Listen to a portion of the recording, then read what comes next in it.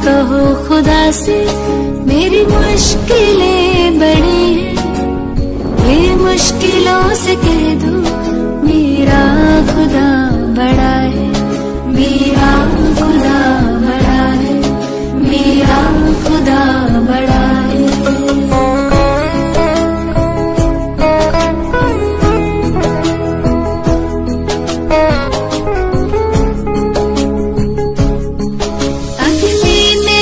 के सोना है और भी निखरता, अग्नि में तप के सोना है और भी निखरता, दुर्गम को पार करके हिमालय कोई चढ़ाए, लाएगी रंग मेहनत आखिर तुम्हारी एक दिन, लाएगी रंग मेहनत आखिर तुम्हारी एक दिन, होगा विशाल तिरुवन वो बीज जो पड़ा है। ये मत कहो खुदा से मेरी मुश्किलें बड़ी हैं, ये मुश्किलों से कह दो मेरा खुदा बड़ा है, मेरा खुदा बड़ा है, मेरा खुदा बड़ा है।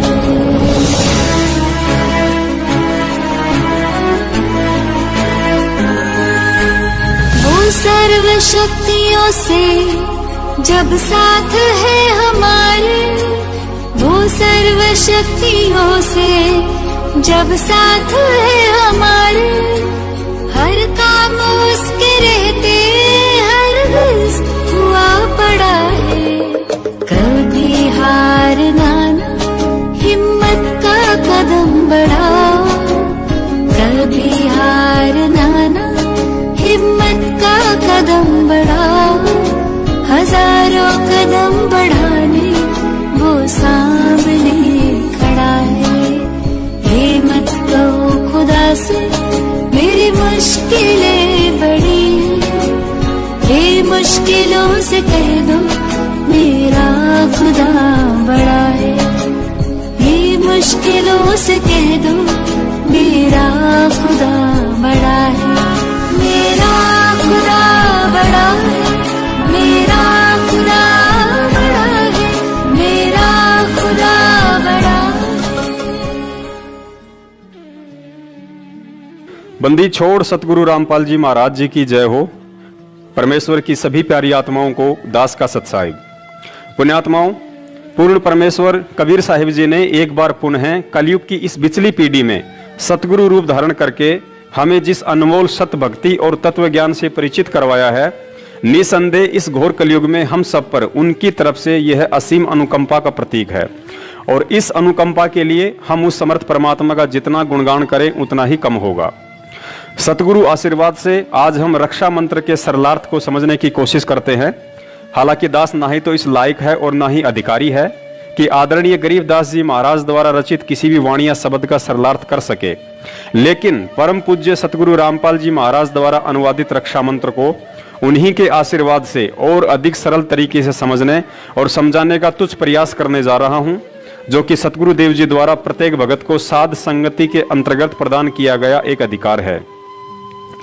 पुण्यात्माओं, असुर निकंदन रमैणी के अंत में 8 पंक्तियों का एक रक्षा मंत्र लिखा हुआ है, जिसमें लिखा है, सतगुरु शरण शरण आई, शरण गए कछु बहने व्यापे, काल जाल भय मिट जाई, रोग शोक सब शिखर न व्यापे, सम्मुख ना ठहराई, जय रगनी तन निकट में आवे, दूरी जात रिगाई, वीर बताल बान ना लागे, जम के कोट ढाई, 98 पूर्ण मुठ ना लागे, उल्ट तई दर खाई, कह कबीर हम पावे सुध शब्द मिल जाई, कह कबीर हम जम दल पे ला सतगुरु लाख दुहाई, बैर करे सोए दुख पावे, सुरत सतगुरु दुहाई, कहे कबीर हम जम दल पे ला सतगुरु लाख दुहाई। पुण्यात्माओं, रक्षा मंत्र वाली ये 8 पंक्तियां उस वास्तविक रक्षा मंत्र की महिमा का गुणगान है जो एक भगत की पल पल रक्षा करता है। कहने का मतलब ये है कि मुसीबत या संकट के समय भगत की रक्षा ये 8 पंक्तियां पढ़ने या बोलने से नहीं होगी, बल्कि उस वास्तविक रक्षा मंत्र के जाप और भक्ति क्रियाओं को सुचारू रूप से करते रहने से होगी, जिसके विषय में ये 8 पंक्तियां केवल जानकारी दे रही हैं। इस बात को और अधिक गहराई से समझने के लिए हमें नित्य नियम का सहारा लेना पड़ेगा। जिस प्रकार हम सुबह का नित्य नियम करते हैं और नित्य नियम करते समय सबसे पहले मंगलाचरण पढ़ते हैं, फिर उसके तुरंत बाद मंत्र लिखा हुआ आता है, जिसमें परम पूज्य सतगुरुदेव जी हमें पढ़ाते हैं। मंत्र अनाहत मंत्र, शुभ सलाहत मंत्र, अजोख मंत्र, बेसुन मंत्र, निर्वाण मंत्र धीर है। आदि मंत्र, युगादि मंत्र, भंगी मंत्र, सदा सत्संगी मंत्र, लौलीन मंत्र गैर गंभीर है। सोहम सुभान मंत्र, अगम अनुराग मंत्र, निर्भय अडोल मंत्र, निर्गुण निर्बंध मंत्र, निश्चल मंत्र गैबी गुलजार मंत्र, निर्भय निर्धार मंत्र, सुमृत सुकृत मंत्र, अगमी अबंच मंत्र, अगली मंत्र, पजलम फराक मंत्र, बिंद सुनाम लाभ मंत्र, जलमल जहूर मंत्र, सर्वम भरपूर मंत्र, सैलान मंत्र, निरंकार गर्क मंत्र, तेज पुंज बरक मंत्र, अदली अबंध मंत्र, अजपा निरसंद मंत्र, अवगत नाद मंत्र, दिल में दीदार, वाणी विनोद मंत्र, आनंद शोध मंत्र, कुर्सी करार मंत्र, अनभय उचार मंत्र, उर्वल मंत्र, फजल साहिब सतराम मंत्र, सायने काम मंत्र, भारत प्रकाश मंत्र, हीरंबर उल्लास मंत्र, मोले मलार मंत्र, साहिब सतराम मंत्र, सायने काम मंत्र, भारत प्रकाश मंत्र, हीरंबर उल्लास मंत्र, मोले मलार मंत्र।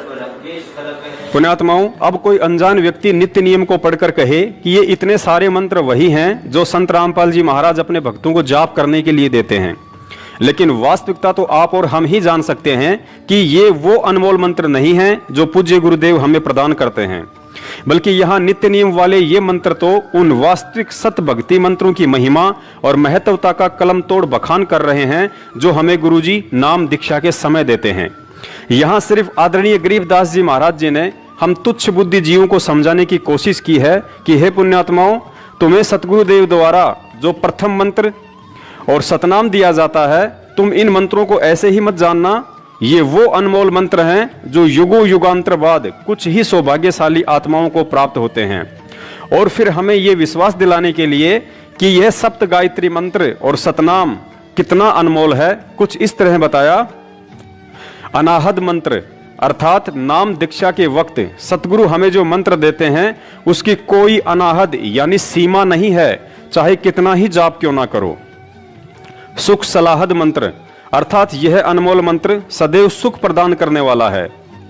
अजोख मंत्र अर्थात यह अनमोल मंत्र इस सृष्टि में अद्वितीय है, इसके समान दूसरा अन्य कोई मंत्र नहीं है जो शरीर कमलों में विराजमान पांचों प्रधान देवताओं ब्रह्मा विष्णु महेश गणेश और दुर्गा जी का ऋण उतारने में सक्षम हो। बेसुन मंत्र अर्थात जिस मंत्र को आपने आज से पहले कभी किसी से नहीं सुना हो, यह बिल्कुल नूतन यानी नया मंत्र है। इसे केवल स्वयं परमेश्वर कबीर साहिब ही सतगुरु रूप में आकर विशेष आत्माओं को सुनाते हैं, इसलिए इसे बेसुन मंत्र भी कहा जाता है। निर्वाण मंत्र थीर है अर्थात इस मंत्र के जाप से थीर यानी स्थायी और निर्वाण यानी मोक्ष प्राप्त हो जाता है।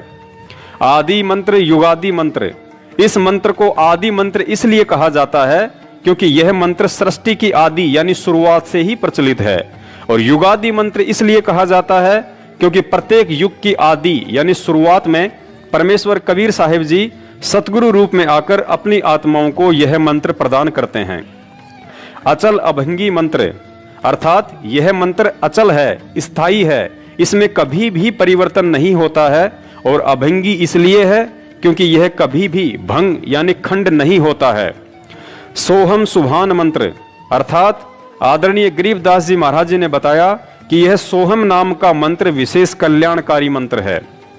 अगम अनुराग मंत्र अर्थात इस कल्याणकारी सोहम से आगे का जो सारनाम है वह अगम अनुरागी यानी अक्षर पुरुष से आगे पूर्ण परमात्मा में विशेष प्यार जगाने वाला मंत्र है। निर्भय अडोल मंत्र अर्थात यह मंत्र जीव को निर्भय बनाता है तथा अडोल यानी कि जीव को भक्ति मार्ग से डगमग नहीं होने देता है। इस वास्तविक भक्ति मंत्र की प्राप्ति के पश्चात जीव को अनेकों चमत्कार होते हैं, जिस कारण साधक दृढ़ रहता है। निर्गुण निर्बंध मंत्र निश्चल मंत्र नेक है। निर्गुण अर्थात दिखने में व्यक्ति को लगता है जैसे यह कोई नकली मंत्र है, लेकिन यह तो निर्बंध अर्थात काल का बंधन समाप्त करने वाला और सत्य लोक में निश्चल यानी कि स्थायित्व प्रदान करने वाला नेक अर्थात शुभ मंत्र है। गैबी गुलजार मंत्र अर्थात सत भक्ति का यह गैबी गुलजार यानी कि गुप्त मंत्र है जो विशेष आत्माओं को स्वयं परमेश्वर ही आकर बताते हैं। निर्भय निराधार मंत्र, निराधार अर्थात जिस साधक का सब कुछ लूट चुका हो, जिसका कोई आधार यानी सहारा ना बचा हो, उस साधक को यह मंत्र हिम्मत, हौसला और लाभ देकर निर्भय बनाता है। सुमृत सुकृत मंत्र अर्थात जो इस नाम का सुमरन करते हैं उनके सभी कार्य सिद्ध होते हैं। अग्नि अबंध मंत्र अर्थात जो इस मंत्र का जाप करते हैं वे अग्नि अर्थात गम रहित होकर मुक्त हो जाते हैं। अदली मंत्र अलेख है। अदली अर्थात यह न्यायकारी मंत्र है जो पूर्ण परमेश्वर द्वारा न्याय करके अर्थात दूध और पानी को छानकर यानी निर्णय करके दिया गया मंत्र है। और अलेख का मतलब है कि यह मंत्र चारों वेदों में ना होकर केवल परमेश्वर के तत्व ज्ञान में ही है। अतः प्रचलित चारों वेदों में कहीं भी इसका लेख ना होने के कारण इसे अलेख मंत्र भी कहा गया है। फजलम फराक मंत्र अर्थात पूर्ण परमात्मा कबीर साहिब जी द्वारा दिया गया यह मंत्र साधक को परमात्मा के फजल अर्थात रहम के काबिल बनाता है। और फराक यानी कि इस मंत्र के जाप से साधक का परमात्मा से अटूट प्रेम हो जाता है। बिन रसना गुणलाप मंत्र अर्थात इस सतनाम मंत्र का बिना जिव्या हिलाए जाप करना होता है। अर्थात यह मंत्र श्वास श्वास के माध्यम से साधक को परमात्मा के गुणों की याद दिलाता है। झिलमिल जहूर मंत्र अर्थात यह मंत्र साधक को परमात्मा का वह झिलमिल करता हुआ प्रकाशमय लोक प्राप्त करवाता है जिसमें झिलमिल झिलमिल रोशनी का जहूर अर्थात नजारा है। सर्वंग भरपूर मंत्र अर्थात यह मंत्र उस सर्वंग परमात्मा की याद दिलाता है जिसकी शक्ति सृष्टि के कण कण में व्याप्त है। सैलान मंत्र सार है अर्थात जो साधना परमेश्वर कबीर साहिब जी ने बताई है उस साधना के मंत्र सर्व सुखदायक व वास्तविक हैं। ररंकार गरक मंत्र अर्थात कबीर परमेश्वर जी के भक्ति मंत्रों का जाप ररंकार गरक भाव यानी कि विशेष कसक के साथ जाप करने से विशेष लाभ होता है और मंत्र सिद्धि शीघ्र प्राप्त होती है।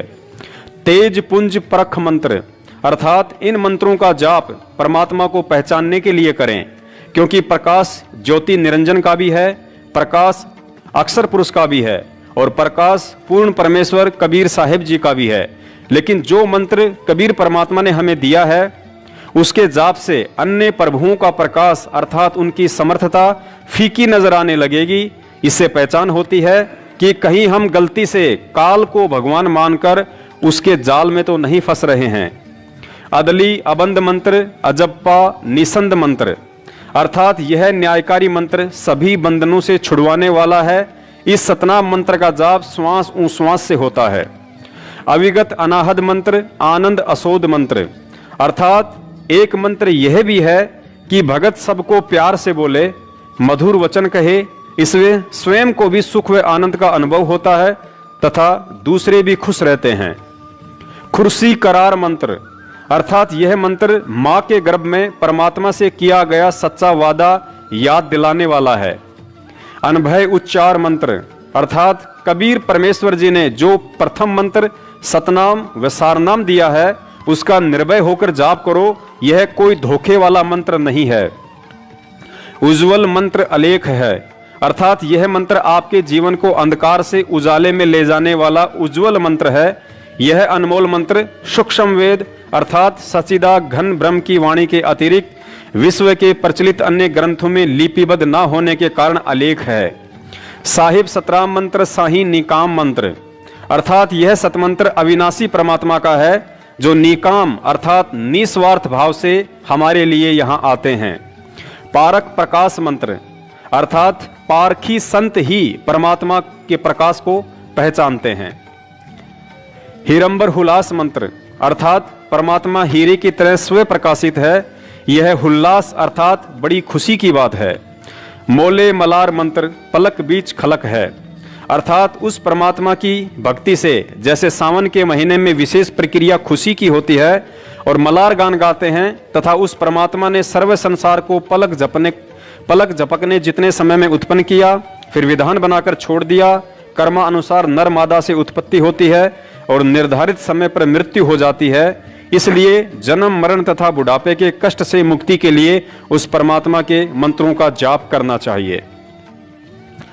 तो पुण्यात्माओं, अब आप जी को भली बाती समझ में आ गया होगा कि जिस तरह नित्य नियम में मंगलाचरण के बाद उपरोक्त लिखे हुए मंत्र वास्तविक भक्ति साधना के मंत्र ना होकर सतगुरुदेव जी द्वारा नाम दीक्षा के समय दिए जाने वाले मंत्रों की यथार्थ जानकारी और उनकी महिमा का गुणगान है, ठीक उसी तरह असुर निकंदन रमणी के अंत में लिखी रक्षा मंत्र वाली ये 8 पंक्तियां भी मुसीबत के समय में जाप करने का कोई मंत्र नहीं, बल्कि गुरुजी द्वारा बताया गया रक्षा कवच अर्थात प्रथम मंत्र सतनाम, सारनाम, 5 यज्ञ और 3 समय की आरती की तरफ एक इशारा है कि सच्चे सतगुरु से नाम प्राप्त होने के बाद यदि हम मर्यादित होकर भक्ति करेंगे तो वह परमात्मा हर संकट से भगत की रक्षा करता है, जैसे कि इस रक्षा मंत्र में लिखा हुआ है।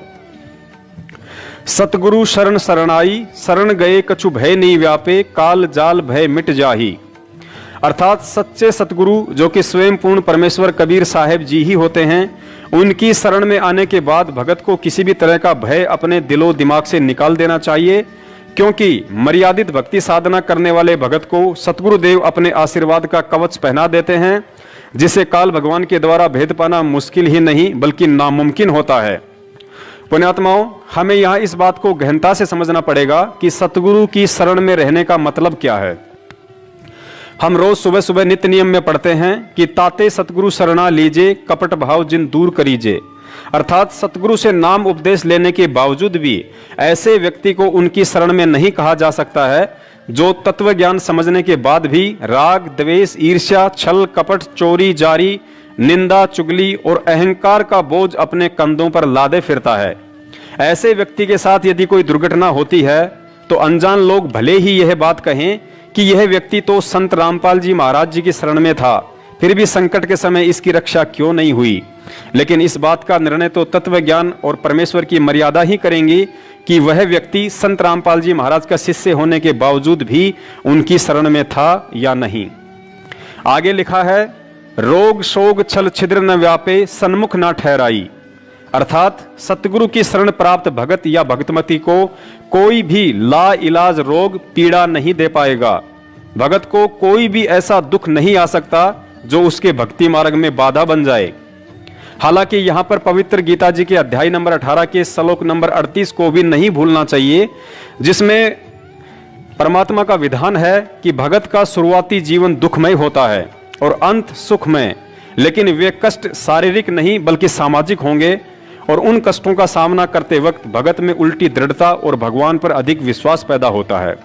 उदाहरण के लिए जैसे आपके परिवार, रिश्तेदार और समाज द्वारा आपका बहिष्कार करना, क्योंकि तत्व ज्ञान युक्त शास्त्र अनुकूल भक्ति आपको सांसारिक और परंपरागत लोक वेद पर आधारित क्रियाओं और भक्ति से अलग करती है, जो उन लोगों को रास नहीं आएगा तथा काल प्रेरणा से साधक का विरोध शुरू हो जाता है।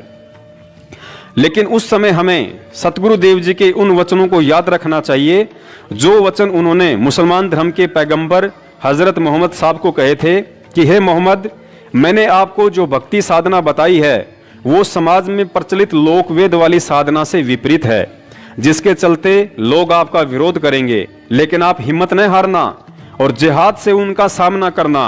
अर्थात जिहाद से मतलब है कि मैंने आपको जो तत्व ज्ञान दिया है उसको आधार बनाकर उनका सामना करना, उन्हें प्रेम पूर्वक समझाने की कोशिश करना। भले आप पर कितने ही कष्ट क्यों ना आए, आप दृढ़ रहना और मुझे अपने पास ही समझना। अतः पुण्यात्माओं, सत भक्ति में भगत पर संकट और दुख अवश्य आते हैं, लेकिन ऊपर आप जी ने समझ लिया होगा कि ऐसी कोई भी तकलीफ परमात्मा नहीं आने देते हैं जिसके चलते भगत का भक्ति से मनोबल टूट जाए। आगे लिखा है, जहर अग्नि तन निकट न आवे, दूरी जात रंगाई। अर्थात सतगुरु के सच्चे भगत को चाहे कोई लाख कोशिश करे, उस पर जहर और अग्नि जैसे काल के शस्त्र भी प्रहार नहीं कर सकते। और यदि प्रहार कर भी दिया तो सतगुरु के आशीर्वाद रूपी कवच में कैद भगत का बाल भी बाका नहीं हो सकता। उदाहरण के तौर पर त्रेता युग में भगत प्रहलाद जी अपने इष्ट भगवान विष्णु जी की भक्ति पर दृढ़ थे, जिस कारण उन्हें होलिका द्वारा अग्नि में जलाने की कोशिश भी की, लेकिन अग्नि उनके तन को छू भी नहीं पाई। सतगुरु ने दूसरा उदाहरण मीराबाई का दिया। मीराबाई भी अपने इष्ट श्री कृष्ण जी की भक्ति पर दृढ़ थी। इस बात से रुष्ट होकर जब उसके देवर ने हाथ में तलवार लेकर मीराबाई को जहर पीने के लिए बाध्य किया तो मीराबाई अपने प्रभु का नाम लेकर विष का प्याला पी गई और बाल भी बाका नहीं हुआ। पुण्यात्माओं, यहाँ एक बात हम भक्तों के लिए विशेष ध्यान देने योग्य है। जिस समय प्रहलाद भगत की अग्नि से और मीराबाई की जहर पीने से रक्षा हुई, उस समय वे दोनों आत्माएं ना ही तो किसी सतगुरु की शरण में थी और ना ही परमात्मा से सतनाम प्राप्त था, लेकिन इसके बावजूद भी उनके प्रारब्ध के भक्ति कर्म आधार पर और अपने इष्ट देव पर अटूट विश्वास के चलते पूर्ण परमेश्वर कबीर साहिब जी ने उन आत्माओं की रक्षा की, ना कि भगवान विष्णु या श्री कृष्ण जी ने की थी। फिर आप और हम तो सीधे तौर पर आज पूर्ण परमेश्वर की शरण में हैं। ये बात अलग है कि आज वह परमात्मा सतगुरु रामपाल जी महाराज जी के रूप में हमारे साथ है और उनका वास्तविक सतनाम भी हमें प्राप्त है। ऐसे में यदि हम उनकी शरण में हैं, अर्थात उनके द्वारा बख्शीश सत भक्ति को मर्यादा में रहकर कर रहे हैं, तो निश्चित तौर पर जहर और अग्नि जैसे काल के शस्त्र भी भगत को हानि नहीं पहुंचा सकते। और इसी विश्वास के आधार पर दास ने 16 मार्च 2020 को कोरोना वायरस को लेकर जो वीडियो बनाया था और मोदी जी से अपील की थी कि अगर मुझे 1000 कोरोना वायरस से संक्रमित लोगों के बीच भी रखा जाए तो वह परमात्मा कोरोना से मुझे किसी भी तरह की हानि नहीं होने देगा, क्योंकि कोरोना संक्रमण एक रोग है जिसके विषय में रक्षा मंत्र में स्पष्ट लिखा गया है कि रोग शोग छल छिद्र न व्यापे सन्मुख न ठहराई। रक्षा मंत्र में आगे लिखा है, वीर बेताल बाण ना लागे यम के कोट डहाई, 98 पुण्य मूठ ना लागे उल्ट ताही दरखाई। अर्थात गुरुजी ने बताया कि सत भक्ति करने वाले भक्तों के ऊपर वीर और बेताल नाम के इन दो काल एजेंट का भी किसी तरह का दाव नहीं लग सकता, जो कि सूक्ष्म रूप में काल प्रेरणा से भक्तिहीन प्राणियों को कष्ट देते हैं। इसके अलावा गुरुजी ने बताया कि 98 प्रकार के जंत्र मंत्र होते हैं जिनके द्वारा भक्तिहीन प्राणियों को दुखी किया जाता है। अगर मेरे भगत के ऊपर उन जंत्र मंत्रों का प्रयोग भी किया गया तो वह दाव उल्टा उसी व्यक्ति को दुखदायी होगा और भगत की रक्षा होगी। आगे लिखा है, बैर करे सो ही दुख पावे सुरती शब्द मिल जाही, कहें कबीर हम जमदम पेल्या सतगुरु लाख दुहाई।